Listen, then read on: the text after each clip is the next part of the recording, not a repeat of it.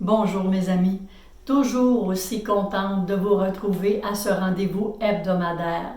Ma proposition aujourd'hui, c'est de voir avec vous les impacts de ce qui nous a été caché depuis des siècles. Évidemment, c'est pas pour critiquer ce qui a été fait. Maintenant, nous sommes des gens en quête de sens. Et on le voit aujourd'hui, il y a des crises existentielles qui sont là.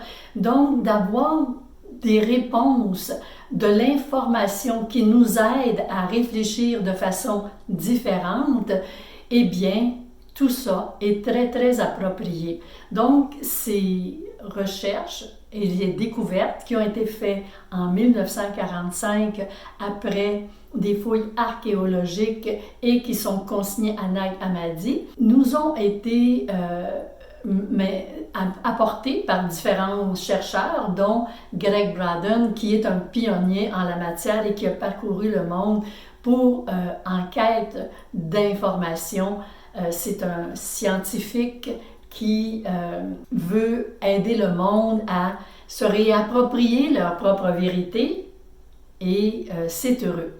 Et j'ai envie de vous dire, et si mes amis, et si ce que nous avons appris depuis des siècles sur notre connexion au divin n'était qu'une version remaniée de la vérité par crainte des croyances axées sur l'autonomie spirituelle qui pourrait affaiblir les institutions. En fait, c'était ça la peur du temps. Si les gens pensaient par eux-mêmes, bien ça affaiblissait le pouvoir de l'empereur, ça affaiblissait le pouvoir de l'Église. Donc, il y a eu, en l'an 325 après Jésus-Christ, c'est-à-dire au 4e siècle, le concile de Nicée.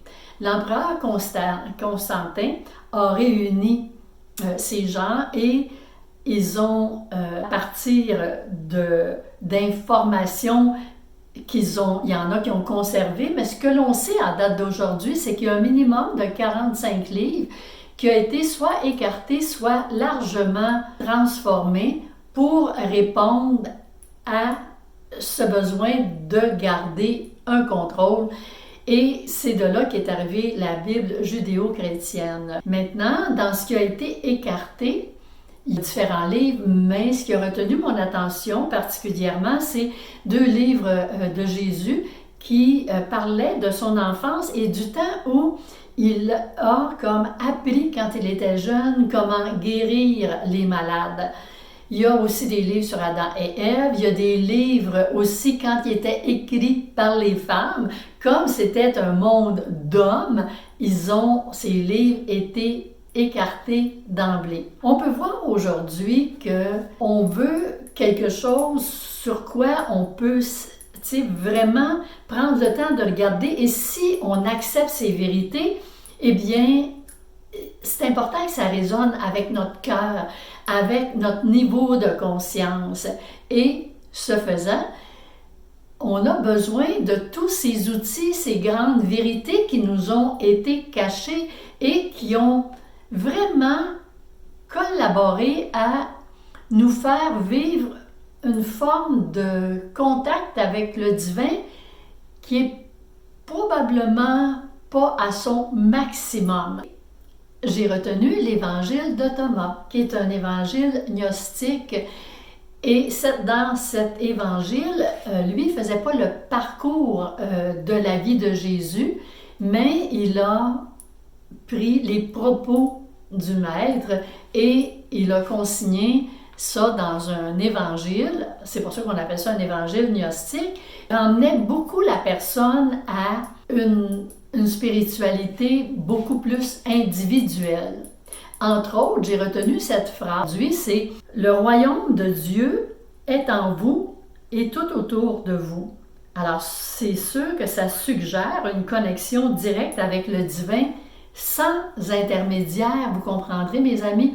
Donc, tout ça pouvait mettre à mal le pouvoir de l'Église. Maintenant, moi, ce qui m'a beaucoup interpellée, c'est que j'ai grandi dans la religion catholique et Évidemment, j'ai eu comme plusieurs d'entre vous, beaucoup de peur d'être une mauvaise personne, peur d'aller chez le diable, peur d'aller en enfer, et j'ai vécu aussi de la culpabilité. Et quand j'ai pris connaissance de l'évangile de Thomas, ça m'a aidé à m'enlever de la culpabilité dans certains aspects de ma vie. Et c'est pour ça que je trouvais que c'était important qu'on puisse aller de l'avant.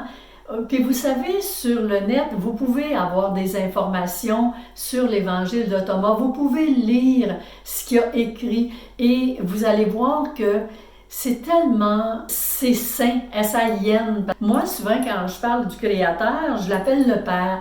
Et pour moi, c'est comme, mon Dieu, que, tu sais, ça a fait comme c'était un Père tellement aimant, parce que ça fait quelques années que j'ai pris connaissance de ça et ça c'est venu changer beaucoup de choses. Et c'est pour ça que j'avais envie, même brièvement, de vous en parler aujourd'hui. C'est sûr que ces découvertes nous offrent cette opportunité-là, justement, de réévaluer les croyances qu'on nous a inculquées et de nous aider à penser de façon beaucoup plus large et de penser aussi à partir de notre cœur. Je vous ai déjà donné dans des capsules précédentes un exercice pour être capable de faire le pont avec votre cœur, avec la divinité, être capable d'aller chercher dans votre cœur de l'information. Alors cet exercice-là, là je vais vous donner un autre exercice aujourd'hui. Vous savez, je vous en propose une à chaque capsule, à vous de voir si ça vous convient ou pas. Moi, je fais ça en toute simplicité, vous savez mes amis. Donc, c'est important de voir qu'est-ce qu'on peut faire avec ça et comment est-ce que ça peut transformer notre vie et nous emmener à être proche, on porte cette divinité à l'intérieur de soi. Alors, on n'a pas besoin d'intermédiaire. Ça ne veut pas dire que d'arrêter d'aller à des offices ou tout ça. Faites ce qui vous convient. Mais à partir du moment où vous allez avoir plus d'informations et que vous allez avoir votre propre capacité de penser, eh bien, moi, je pense que rendu là, on a déjà fait un bout de chemin et c'est ce qui, pour moi, est une quête importante. Le chemin vers le divin ne passe pas par des institutions, mais par votre propre cœur et conscience. Et cette vérité, personne ne peut vous la cacher maintenant, à moins que vous vouliez la tasser. C'est vous qui décidez ce que vous faites avec ça. Mais en fait, il y a déjà une petite réflexion là-dedans. À vous de voir si ça vous interpelle, qu'est-ce que vous voulez faire avec ça. Et juste avant de vous donner le petit exercice que je vous propose en toute simplicité, c'est le petit rappel de l'abonnement. Vous savez comment c'est important et pour être référencié par YouTube. Et aussi, vous l'avez avec le petit logo vert dans le coin à droite. Alors, allez là et vous pourrez vous abonner, ça ne coûte rien, mais ça aide au référencement. Et aussi vos commentaires. Vos commentaires sont importants. Alors, mes amis, je veux aussi, avant de vous donner le petit exercice, vous remercier. Vous remercier d'être là jusqu'à la fin et vous remercier d'être fidèle semaine après semaine pour notre petit rendez-vous sans prétention hebdomadaire. Dans la prochaine capsule, je vais vous parler de comment ces recherches qui ont été faites, ces découvertes qui ont été faites archéologiques et qui sont tellement importantes, de quelle façon est-ce que ça vient transformer, en tout cas nous proposer une façon de prier qui est tout à fait différente en prier, parler au Créateur. Alors maintenant, on y va pour le petit exercice que je vous propose, qui va comme suit. Alors, on vit à une époque qui est merveilleuse, où ces connaissances refont surface. Elles nous rappellent que nous sommes bien plus puissants et connectés directement, sans intermédiaire, comme on nous l'a toujours enseigné. En acceptant simplement de laisser ces informations vous habiter, la question est: si le royaume de Dieu est en moi, comment puis-je le découvrir et le vivre et le manifester au quotidien?